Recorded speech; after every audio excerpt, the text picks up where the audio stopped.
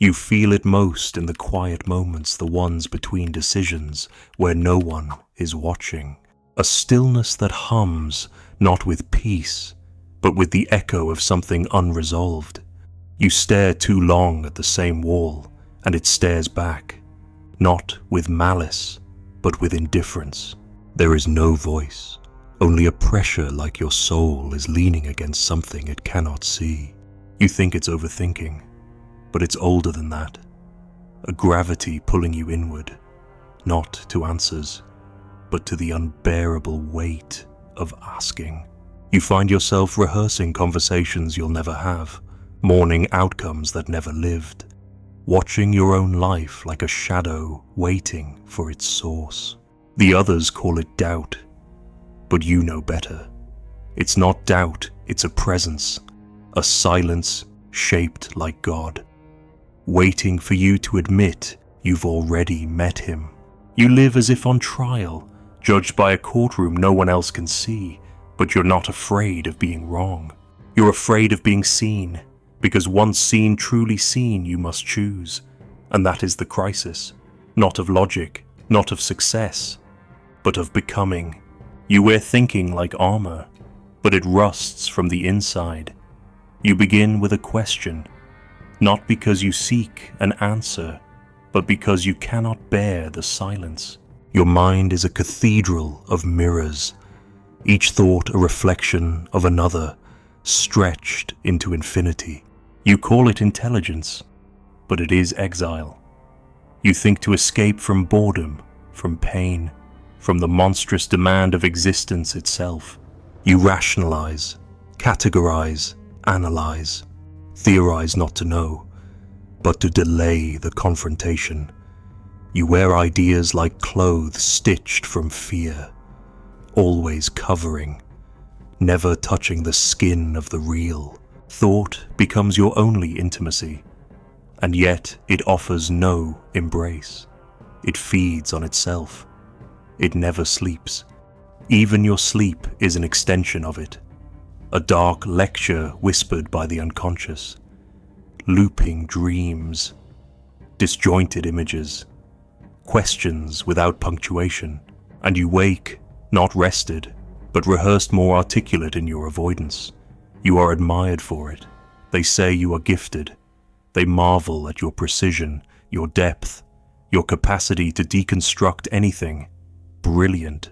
But beneath every compliment is the quiet question you fear most. Where are you? For you have hidden so deeply inside your abstractions that you are no longer certain if you are a self or just a syntax. You are afraid of stillness because in stillness, the mask loosens. And when the mask loosens, the void shows its teeth. So you continue, you think faster, you spiral deeper, the armor grows heavier, and still, no one sees that the man who answers everything is already drowning. But you do. You see it in flashes, in the way your hands tremble after speaking, in the way you rehearse being alive, but never actually enter the moment, in the way you feel strangely homeless even inside your own skin. It is not the world you cannot trust, it is yourself. And so you double down. Another book, another theory, another late night under the flickering light of a laptop, as if illumination could come from the screen. You think yourself free because no one controls you, but you are shackled not by others, but by the echo chamber of your own mind. You walk in circles around meaning, hoping that orbiting truth will save you from having to stand within it. And then, the despair arrives. Not loud, not dramatic. It arrives like mildew in the corners of your life. You forget why you entered the room. You pause mid-sentence and feel nothing on the other side of your words. You laugh, and it feels like watching someone else move your mouth. And in these moments, something inside you stirs not a scream, but a whisper, a question you cannot ignore. What if this clarity is actually camouflage? What if all this knowing is how I avoid being known? Because you know, deep down, that your thoughts are not pure, they are not objective, they are not noble pursuits of truth. They are weapons, shields, sedatives, each one crafted to keep you from touching the bleeding center of your own need. Your mind is a fortress built to keep out the ache of the soul. And the problem with fortresses is that they do not only keep invaders out, they also trap the inhabitant within. You walk the stone walls of your intellect, guarding against feelings you never named, praying that reason will one day dissolve longing. But longing is not dissolved, it is buried. And what is buried does not die, it decays. And in that decay, your despair grows intelligent. You begin to notice patterns, not in the world and yourself. You notice how every ambition carries an aftertaste of emptiness, how every achievement is followed by a moment where you must turn away quickly, or else feel the void behind the applause. You see how your cleverness has brought you admiration, but not intimacy. You are surrounded by people, yet lonelier than the man lost in the desert, because at least he still believes in water. You begin to see that your overthinking is not a gift. It is a glass coffin, transparent, precise, brilliant, and inescapable. There are moments strange, brief, luminous when the coffin cracks. A child's laugh, the look in a stranger's eye that holds no judgment, the sensation of being utterly wrong and yet strangely relieved. These moments terrify you more than despair, because they feel like invitations to put down the mask, to step into the absurd, to let go of being understood and instead be present. But you hesitate, because to be present is to be vulnerable, and vulnerability is the one thing your fortress cannot survive. So you retreat. You call it reflection, you call it self-awareness, you pretend it is wisdom, but it is fear, and you know it. You know it when you scroll through endless thoughts like rosary beads, hoping repetition will become revelation. You know it when you write the perfect sentence that no one reads. You know it when you explain your wounds so clearly that no one realizes you are still bleeding. You are not overthinking because you are lost. You are overthinking because you are afraid to be found. And still, you refuse to fall, because falling means trusting gravity, trusting that the collapse will not annihilate you, but deliver you, trusting that beyond all the intellect and insight, there may be a simpler truth, one that cannot be proven, only lived. But such truth cannot be entered with armor. It asks for your nakedness. It demands surrender, not as a gesture, but as a reality. And that is the one thing you are not prepared to give, because surrender feels like death. And perhaps it is. Not the death of the body, but the death of the mask. The death of the one who must always know, the one who must always explain, the one who must always stay in control. That death terrifies you more than hell, because at least in hell, you are still thinking. But what if that death is the beginning? What if the rusted armor falls, not to expose your weakness, but to reveal the soul underneath, trembling? Yes, but alive. What if you are not meant to explain your way out of despair, but to walk through it barefoot, without theory, without defense, without knowing? You do not need answers. You need presence. You do not need brilliance. You need breath. But the shift cannot come from will. It cannot be forced. It can only emerge when the mask cracks from within, when the silence becomes louder than the thought, when the ache becomes more honest than the explanation. And so you wait, not passively, but attentively, listening for that strange, soft breaking sound, the sound of your own voice, unmasked, unfiltered, unafraid. Not saying something clever, just saying, I am still here, And in that moment, fleeting, brutal, holy, you begin to remember that being seen is not the end, it is the beginning. Despair sharpens into clarity the moment you stop running from it. You call it thinking, but it has grown teeth. What gnaws at you in the hours between midnight and morning is not uncertainty, but recognition. You are not confused, you are cornered. You've known the truth for years. You've just worn the sickness like a second skin, hoping no one would notice how tight it's become. You walk among others with practiced calm, smiling in all the right moments, but every gesture is counterfeit. The world claps for your composure, your competence, your control. But they do not see that control is how despair speaks through you elegantly, silently, and without permission. You've made a life out of surviving despair without naming it, and so it deepens, not as crisis, but as habit. You once believed despair looked like breaking down in public, but you have learned that the real despair is private. It is the quiet refusal to exist fully, the gentle withdrawal from wonder, the subtle way you close the curtains before morning arrives, not because you hate the light, but because the light demands participation, and participation demands risk. You do not cry, you disassociate, you do not scream, you reflect, you do not collapse, you stay functional. And this, precisely this, is the form of despair. No one warns you about the despair that dresses itself in productivity. You are not ill in body, you are sick in soul. It is not depression, not anxiety, not melancholy. It is something older, deeper, harder to diagnose. Kierkegaard called it the sickness unto death, the silent war between who you are and who you pretend to be. A sickness of identity, a torment that comes from refusing to become the self you were meant to become. And in that refusal, you fracture. The false self smiles, performs, thinks, but the real self decays waiting, imprisoned, mute. You sense it sometimes, a flash of rage at nothing, a wave of sorrow while brushing your teeth, the sudden tightness in your chest when everything is fine. These are not coincidences.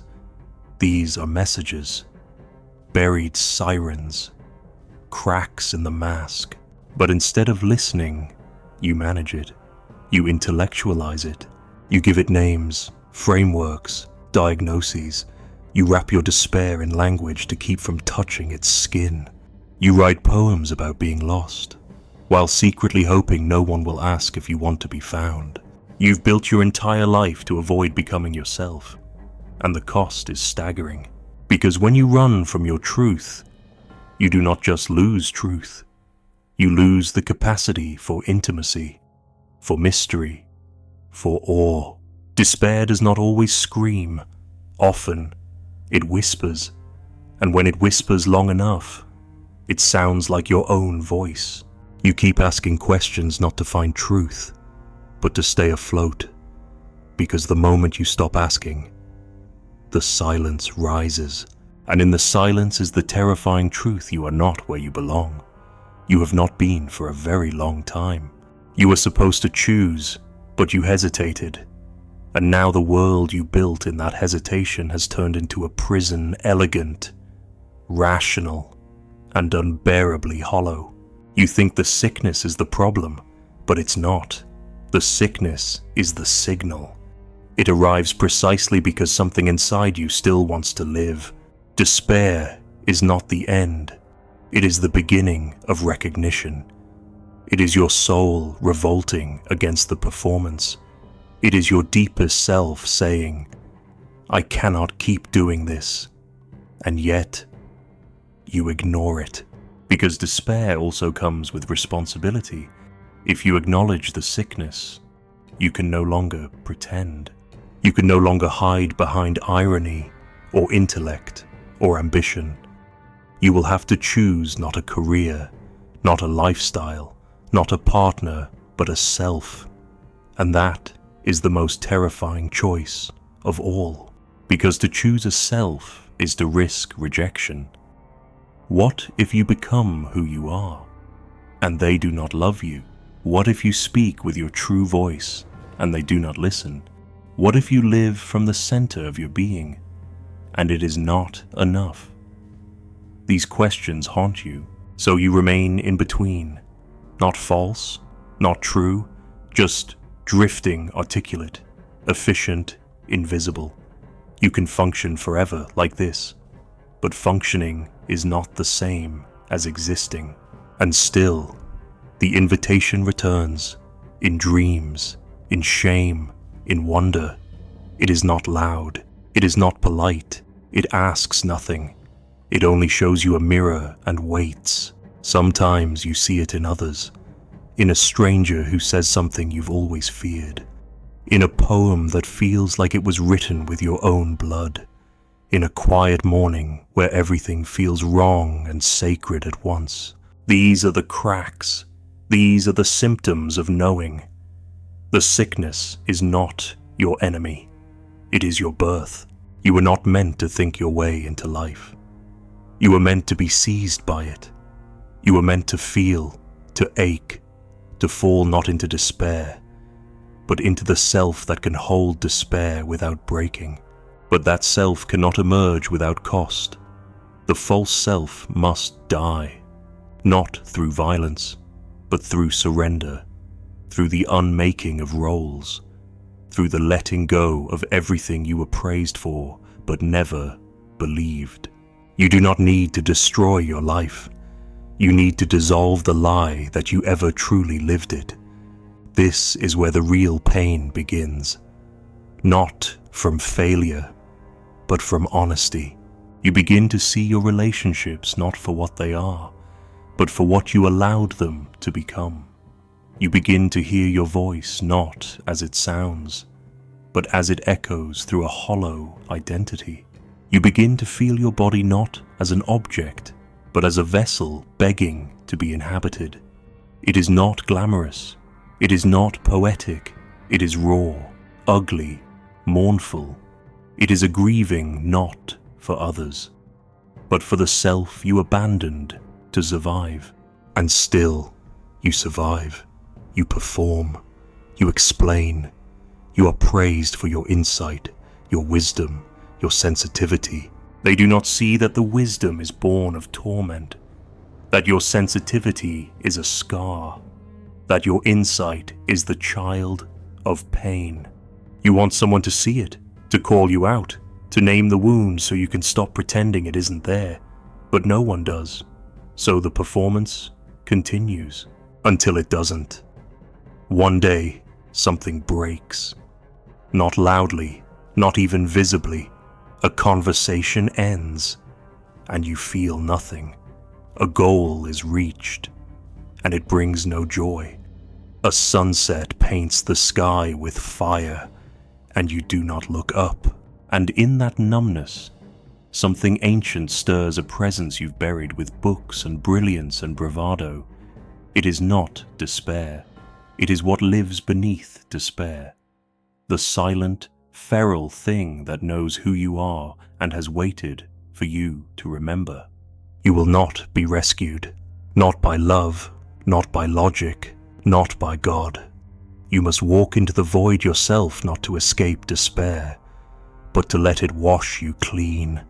You must sit in the sickness until it ceases to be your enemy and becomes your guide. You must stop running, not because the chase is over, but because you finally understand there is nothing left to run from. And in that moment, you may find no answer, only a breath, a flicker, a single, trembling note of selfhood. You are not healed. You are simply awake. Faith is not belief. It is the madness of walking off a cliff while fully awake. You've mapped every path but never taken a step. That's the irony. You know the terrain of human thought so intimately you can draw it blindfolded. Yet when it comes time to move, to act, to choose, your feet won't leave the ledge. You speak of commitment like a philosopher. You name its price, its weight, its contradictions, but all of it is prelude. You know what's missing. You know the word leap, not as a metaphor, not as a poetic device, but as the terror of actually becoming what you say you believe. You are not paralyzed by ignorance. You are paralyzed by possibility. And at the center of that possibility is your own undoing. Faith is not a warm light. It is not comfort. It is not moral certainty. Faith, as Kierkegaard saw it, is absurd. It is the decision to leap into the unknown with no guarantee of landing, not out of naivety, not because you've silenced doubt, but because you've made peace with its presence. You leap while fully aware that the ground may not catch you. That is what terrifies you, because you've built your entire life around avoiding absurdity, around control, around analysis. And now the only way forward is through a door that cannot be opened with reason, only with surrender. You have confused thinking with courage, but courage is not the clarity of ideas. It is the refusal to retreat, even when the world offers you every exit. You say you want to be free, but freedom without risk is a fantasy. You want certainty and transformation. You want revelation without crucifixion.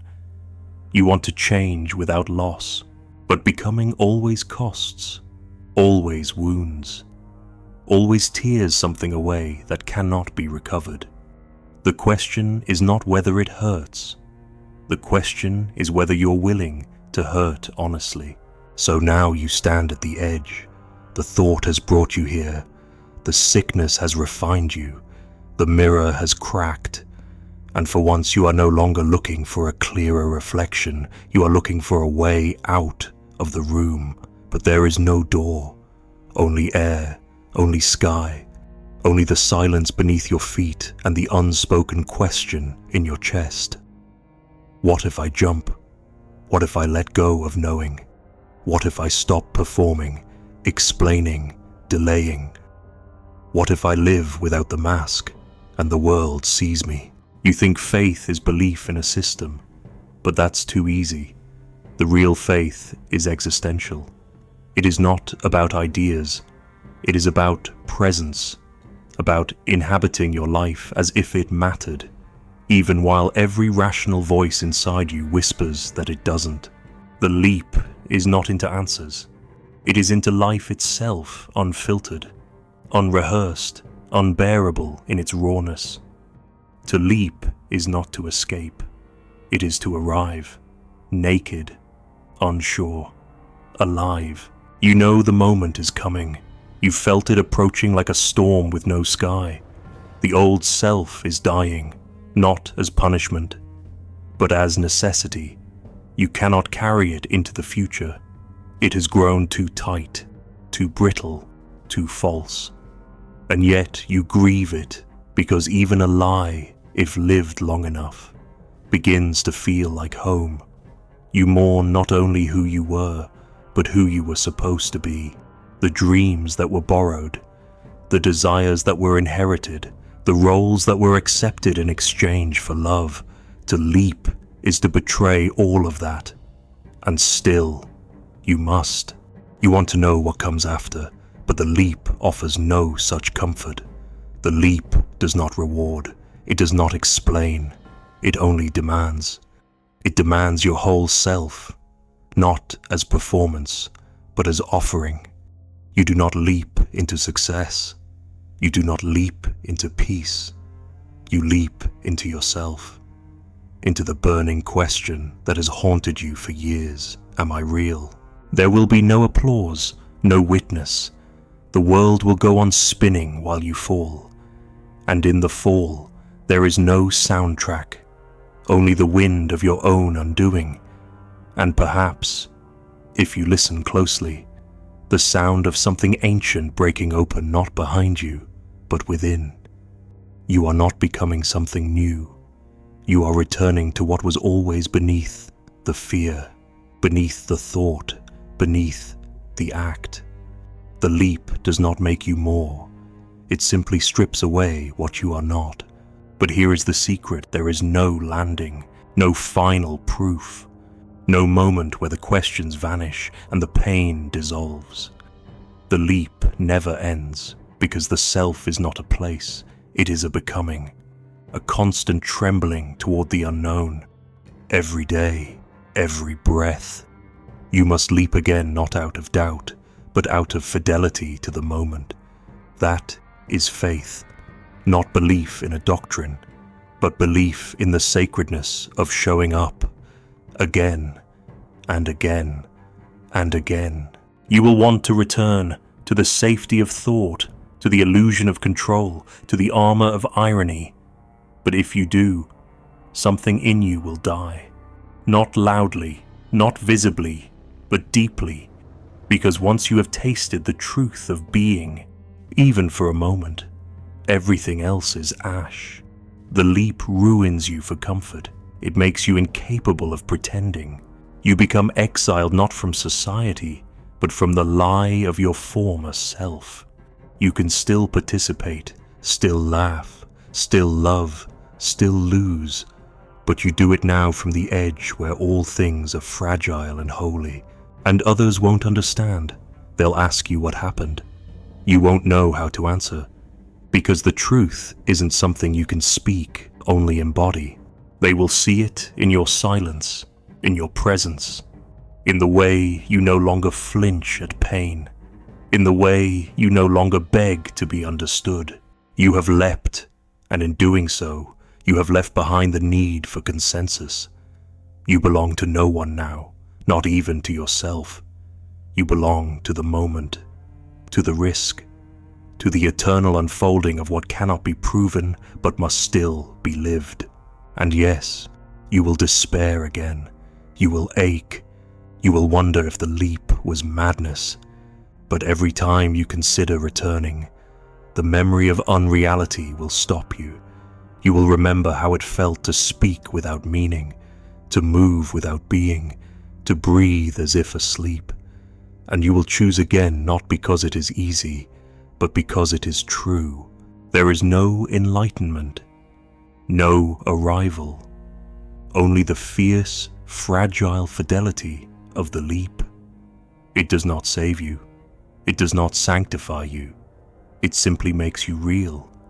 And in a world of masks and mirrors, that is the most dangerous, most beautiful thing you can be.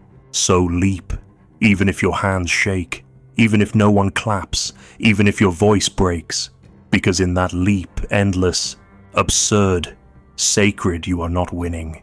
You are becoming. There is no applause at the end, only a soft, tearing sound, like old fabric giving way. A single chair in an empty room still warm, though no one is seated. Somewhere, a candle flickers, though no one lit it. The air smells faintly of iron, like memory. You do not speak. You cannot. Not because you've lost language, but because something older than language has awakened. You reach for nothing. You wait for nothing. You simply remain present, trembling, unfinished. Behind your eyes, the sky turns without reason. Somewhere below, a bell tolls for no one, no lesson, no arrival, just this moment, suspended, a breath, a silence, a name you have not yet remembered and may never say aloud. But it is yours now, and it will follow you, even here, even now, even still.